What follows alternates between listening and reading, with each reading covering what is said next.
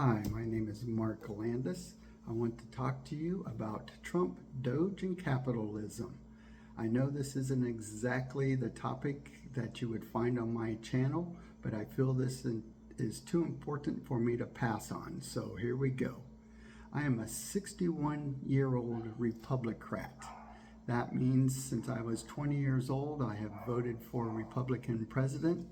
However, my views on supporting the working class is much more like the original and the intended Democrat Party, that is, supporting the plight of the working class. I have 38 years of experience as a biomedical engineer in the medical device industry.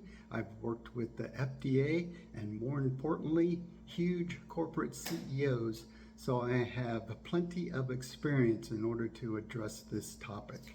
Let me first address the issue of national security, and yes, that is prime importance if we are going to have a great economy and a secure economy. Let's face it, if we feel unsafe, we are not going to spend money, we are not going to do things that we would normally do, and this definitely needs to be addressed. In order to have a secure border, we definitely need a wall on the southern border, correct? Well, let's ask the past reigning presidential leader of the Republican Party, President Reagan, respectfully and in your memory. What do you have to say about walls? Mr. Gorbachev, tear down this wall. A second. Why is the President of the United States, Reagan, discussing a border wall in Berlin, Germany with a Soviet Union leader? Simple, to open trade and bring more income to the United States. So, are walls necessary or unnecessary? I guess that depends on what side of the wall you're on, doesn't it? In December of 2024, President Biden started selling sections of the wall on an open auction online. Let me be clear, I am against illegal immigration to the United States. I am married to a Brazilian woman who is legally documented. She has told me the extreme difficulty that it took her to get legal status and how much money it cost her. I am also absolutely for looking into the immigration policies, but until that happens, we must have immigration that is legal and controlled. We have to put importance on vetting these immigrants and making sure we decrease the number of, and hopefully eliminate the number of dangerous, violent criminals and immigrants that are coming into this country. We have had too many deaths from fentanyl to the rapes and murders that we have heard about, and this has got to be stopped.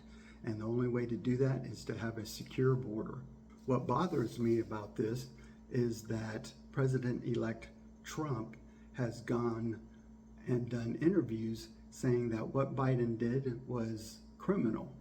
It is not criminal. There is nothing about that. We know that Joe Biden does not support a border wall. He has proven that over the past 4 years. So it is neither unconstitutional or illegal as far as I can see. But guess what? President Reagan wasn't a fan of the wall either. That's why he asked Gorbachev to tear down the Berlin Wall. So, wall or no wall, it's a matter of policy and preference. It is not a matter of legality or constitutionality. Another issue that I have is that on this online auction, there were companies that were buying these sections for pennies on the dollar. Well, duh. These are huge border wall sections. The only company or person that could possibly want these is someone that was looking to secure either their business, which I find would be overkill, or personal property, maybe their mansions, which I think would be extremely unsightly. The reason they sold for pennies on the dollar is a simple concept of capitalism. That is, there must be a demand. There is absolutely no demand for these sections, so they weren't bringing any value. President-elect Trump and his staff should know this basic concept. Another complaint that was stated is that the companies that bought these sections were looking to sell them back to the United States government for 100 times more than what they paid. And for that, I say, hooray! I'm doing my Trump dance now. Good for them. This is capitalism at its finest. I only wish it was me that had the means to buy these wall sections, load them up on a semi-trailer, haul them cross-country to a warehouse, and store them until January 21st, 2025, back to the United States. Yes, I picked January 21st because I want President Trump to have a very good inauguration day. So I want him to have a joyful time that day. But the next day, man, I would be selling these things for the highest dollar I could get. This is capitalism. This is what we fight for in this country, right? If any of you watching this video love capitalism, then you should love this example. The very system that has made Donald Trump a billionaire many times over is being used to a fullest extent. That is, buying very low wall sections, albeit, and selling them at the highest dollar you can possibly get. Shame on you, President-elect Trump, for not agreeing to this principle. It is what has made you a billionaire, and you should be absolutely thankful that this is going on.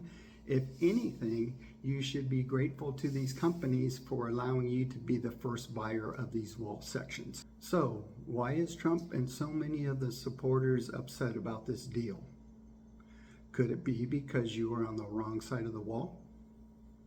Could it be because you were bested at the art of the deal from one of the companies that had the financial means in order to buy these wall sections and store them?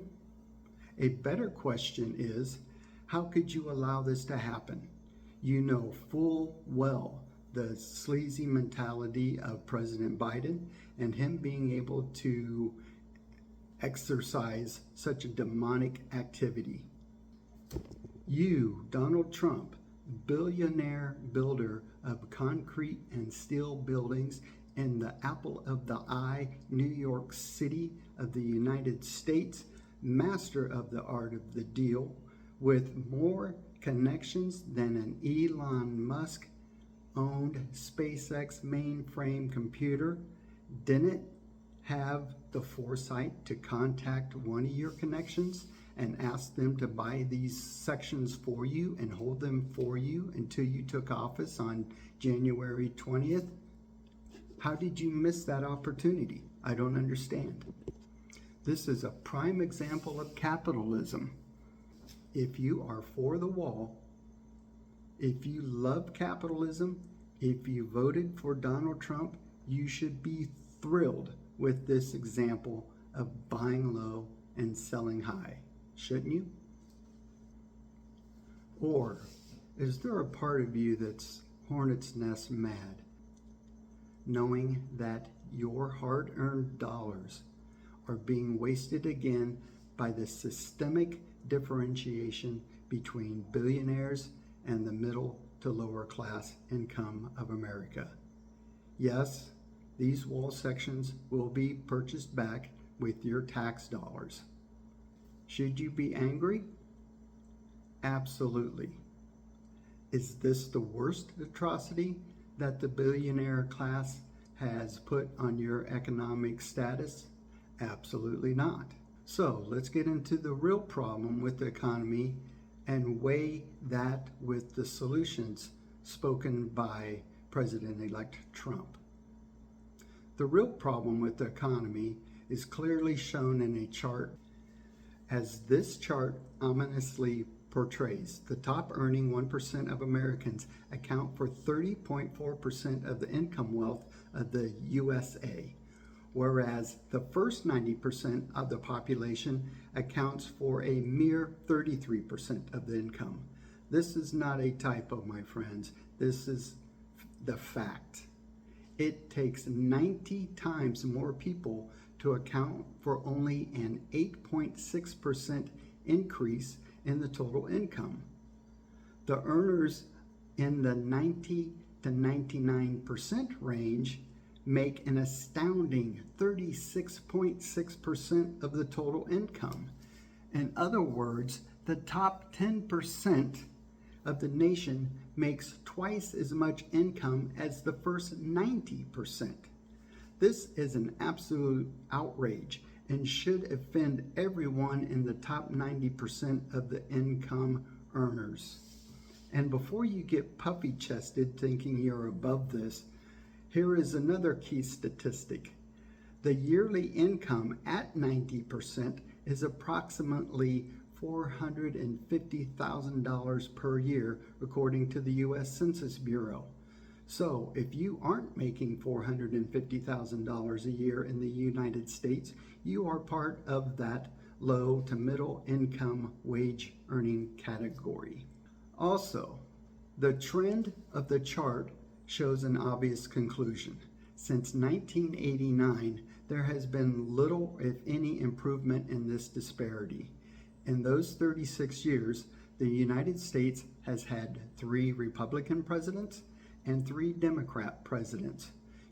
There aren't any sharp changes in this chart over any 4-year span that would indicate a change from a Democrat president to a Republican president. Then what can this be accounted to? The same mentality that a corporate CEO possesses to buy border wall sections for pennies on the dollar, sell it back to the original corporation, albeit under new management, for hundreds times more at the expense and security of the working class, is the same mentality that will underpay its corporate workers. Let's get into some examples. In the mid-1990s, I worked for a company that was planning to eventually executed the termination of American workers in order to have products manufactured in Puerto Rico. At the time, I was a manufacturing engineer, and I knew the cost distribution of my product down to the pennies. I had made for each product I was responsible spreadsheets showing material cost, tooling cost, direct labor, indirect labor, overhead, and many other accounting cost categories associated with these products. I showed my manager, then I showed his manager, then I showed the department vice president that there was no possible way for them to save the money they were touting by saving on labor having the product made in Puerto Rico. They moved the product and terminated my United States colleagues regardless of my efforts, and in the long run, I was blackballed from job changes, promotions, and even salary increases until I left the company. By the way, I also wrote a letter to the editor titled Corporate Greed, explaining the scenario in detail, which was published the day of the layoffs. No doubt that played a part on me being on the blackball list. I have recently been in a prayer group. By the way, I love Jesus Christ as my Lord and Savior with all my heart. This prayer group was in southeast Iowa, and one of the members was giving her testimony. Part of that, she was stating that as a nurse, she had not received a pay raise in 15 years. I was shocked. I interrupted her. I said, wait a second. You mean in 15 years you have gotten no pay raise, no cost of living increases? She looked at me and, holding tears back, she said, "Nothing." What kind of CEO with any business sense, with any compassion, would ever withhold a pay raise for 15 years? How could that happen? The only answer is capitalist greed and follow the money. I am saving my worst story for last, unfortunately. A dear friend of mine was integral in helping a metal fabrication business, now worth millions of dollars of sales a year, for over 20 years. A couple of years ago, his wife was diagnosed with cancer. This is still a relatively small business, which means, as far as the number of employees, which means everyone knows everyone's business. The owner of the company decided to change health insurance companies, knowing full well that this would mean that my friend's wife would lose her insurance benefits. Regardless of this, the owner changed insurance companies, and she was no longer able to receive treatments for her cancer care. How could any business owner, CEO, HR executive, or any of the other top 10%ers execute and act like this? The only answer is capital, greed, and follow the money. The same answer that applies to these three examples apply to the wall as well. When capitalism is in full effect, the casualties of the working class does not matter. The same is true with Elon and Vivek pushing the increase the number of foreign work visas. They use the analogy that in order to get the best team, you have to hire the best workers. They have even equated this to a championship team going out and recruiting the top athletes and making the team better. Sorry, gentlemen, but you are wrong.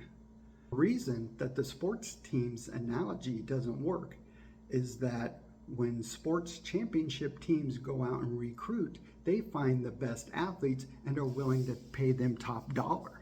In your example, we are going out finding workers that are willing to accept pay way under what the corporations would pay an American worker. Why does Elon and Vivek want this? Because they are both billionaires driven by capitalist greed, and this will increase their yearly income of the capitalist corporations they both own. Again, follow the money. Any explanation other than that is a smoke screen intended to make you lose track of the money trail. All American workers that heard from Vivek and Elon that foreign workers are required in order for American corporations to compete should be outraged by this thinking. If corporations want top performers, they should start by hiring back the 55 to 65-year-old workers that have been forced to retire early. These are American workers with wisdom, knowledge, strong work ethic, and many other desirable traits you need to be competitive that top 10%er executives have wedged out of the capitalist companies. Why? The only answer is capitalist greed and to follow the money. Do me a favor. If any of you listeners have been asked to retire early, are feeling pressured now by your management to retire, had a friend or family member pressured to retire early, or have lost a job only to be replaced by a foreign worker, please share your story in the comments section and forward this video to any friend or family member you know that has gone through this, and give them a chance to watch it so they can comment as well. To extend this thought even more, why is the working class expected to retire at 65 years old when we have President Biden at 82 years old, President-elect Trump is 78 years old, and Nancy Pelosi is 84 years old? If the working class has such diminished skills and cognitive ability at 65 years old, why do we trust individuals that are much older to have skills and cognitive function to make laws for the country and hold the codes to launch nuclear missiles? Isn't the business of the United States government much more important than the business of an individual corporation? Warren Buffett is 90 years old. Rupert Murdoch is 91 years old. Surely these men should have retired at least 25 years ago and followed the same guidelines that the working class is to retire at 65. Doesn't that make sense? So why didn't they? The only answer is capitalist greed and follow the money. I volunteered for Nikki Haley early in 2024. I posed several questions to her, written in an outline format. I was supposed to have the opportunity to meet her at one of her rallies. I submitted these questions in a letter very early, so she had at least a week to go over them and provide answers. And the reason I stopped volunteering is, first of all, she was late to the rally, like an hour and a half, and I know these kind of things happen, but I never got a chance to talk to her, and I never got any answers to the questions that I posed to her. So I thought, you know what, this is just another politician and another of the top 10%er that has broken promises. But my final two questions were her, and I have to look at this because I pulled headlines, but I chose South Carolina because she's from South Carolina, so I wanted to make it personal. But in a headline, I have Wells Fargo could lay off as many as 525 employees based out of Columbia, South Carolina, at the close of the bank's corporate office there by June 30th, 2024. A little bit more research, I found out that the average worker for Wells Fargo in South Carolina is $40,305. That was from Zippia. And from salary.com, I found out that the president and CEO of Wells Fargo, Charles W. Schwab, made a whopping $24,642,526 in compensation that year. If you do the math, that CEO's salary could pay for 611 employees, well over the 525 that was laid off. And to extend that even further, had he paid out of his own salary the 525 workers, he still could have made a whopping $3,466,230. That should be ample salary for anyone. Why wasn't his salary cut? I don't understand this. And another example, and this time I went into a nonprofit organization.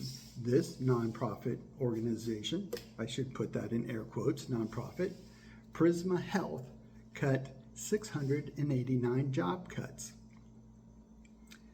And I did, again, a little bit more research, but from that company, the average salary was $31,223 for a PT assistant, up to $249,000 for a urologist. The hourly ranges went from $13.50 per hour to $54.86 per hour for the director of nursing.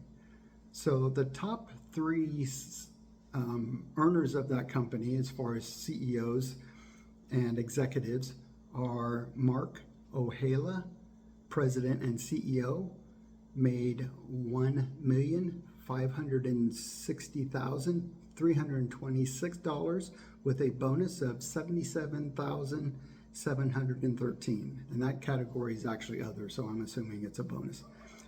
Gregory Rusnick made $1,154,539 and with a bonus of $136,167. And Howard West made, and he is the chief legal officer, made $1,049,058.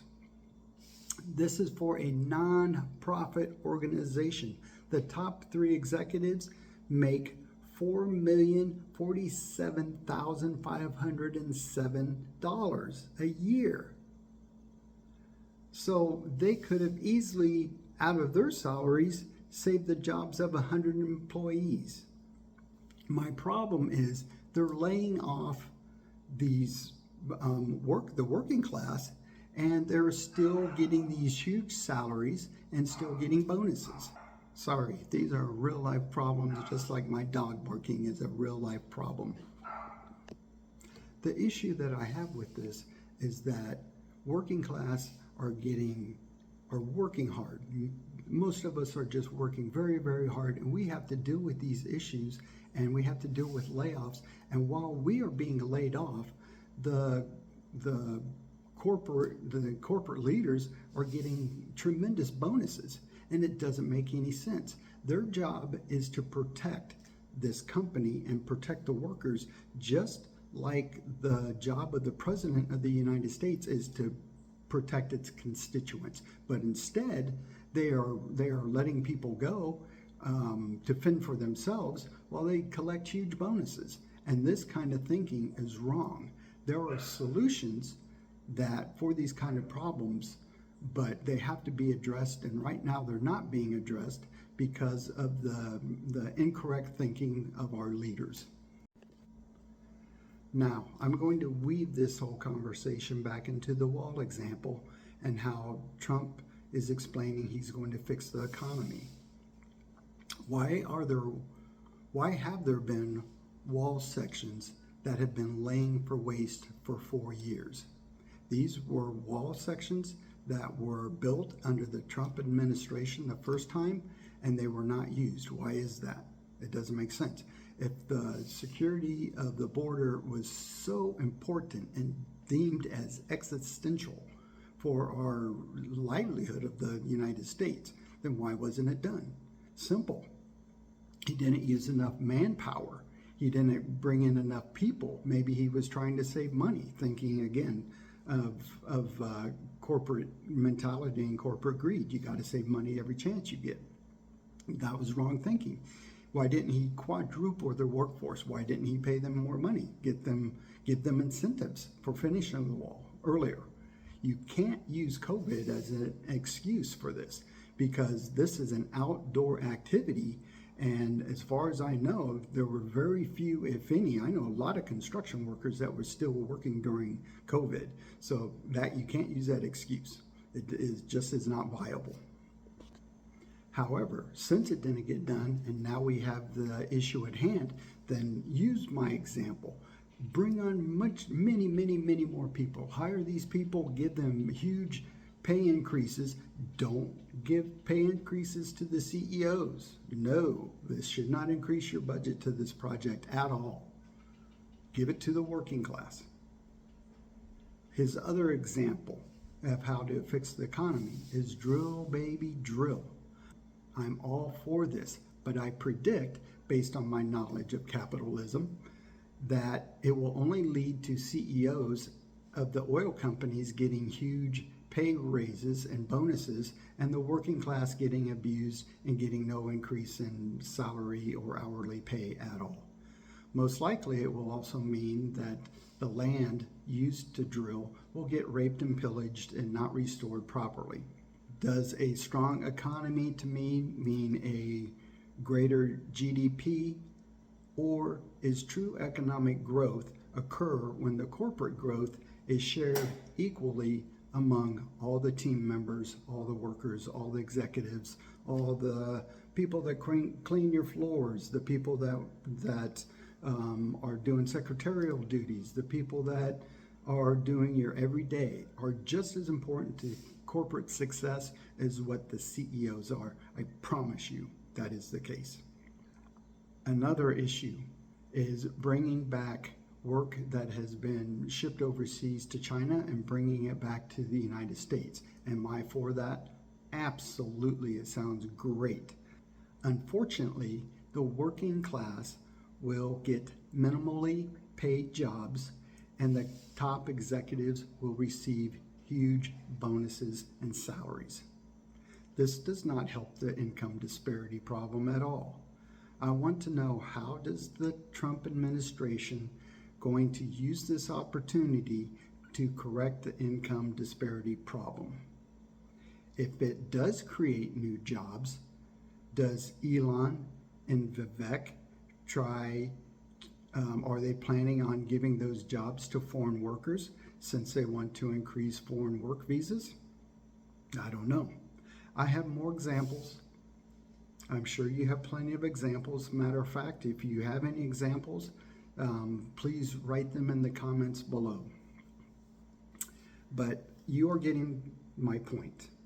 Yes, I have thought of solutions to these issues, and actually I think I have some great ideas, and hopefully someone from the Trump administration will reach out and talk to me.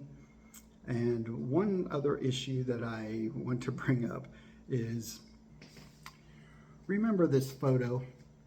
There was a survey on X asking, if you are allowed to give a single advice to Trump, what would it be? I replied, hire me. You need a person in this picture who isn't a bazillionaire and can give you sound advice on the needs of the working class constituents. Most people in industry realize the problem of the working class are rarely presented to full impact to executive management. Usually the impact of the problem is so padded that management feels a feather land on them. The same is true of this picture. These people are so insanely rich that they do not feel any of the economic pains of the working class. Have they ever been faced with the decision to buy food or buy medicine this month? Do they know the pains of being terminated because of company downsizing?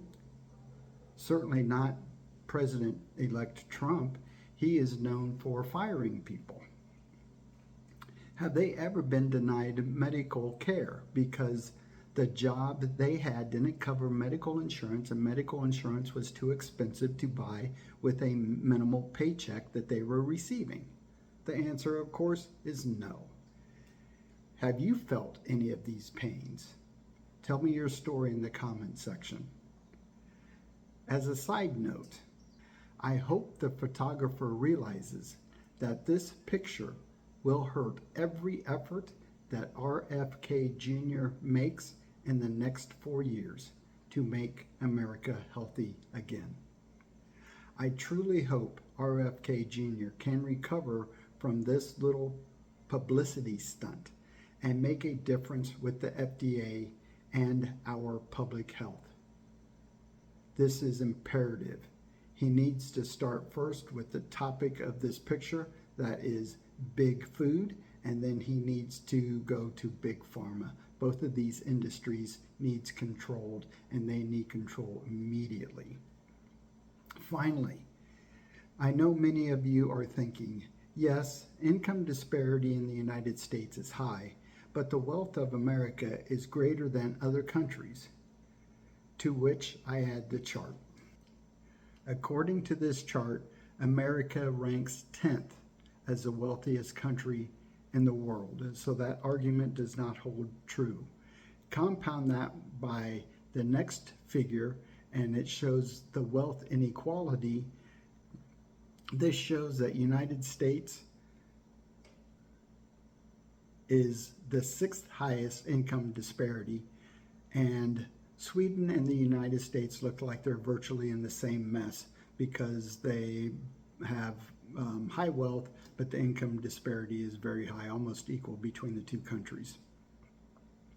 Hopefully, the Trump administration can talk to the leaders of Norway and Luxembourg to find out how they balance their income proportions, both being the highest, being the wealthiest countries in the world, but they're not even on the wealth inequality chart. In closing, I want to add this statement. We, the people, middle class, hardworking, non-managerial, vocationally employed of the United States, have not quietly quit. We are boisterously telling you we are tired of corporate executives treating us poorly, withholding pay increases we have worked hard to earn, understaffing our departments, then demand we worked more, withholding the training we need, and other nefarious activities that executives use just to enrich their personal profit and the profit of the board of directors. We demand greater portion of the corporate wealth that we have worked equally hard to obtain, maybe even harder than the top executives. May God continue to bless America to follow his plan for his kingdom. In Jesus' name, amen.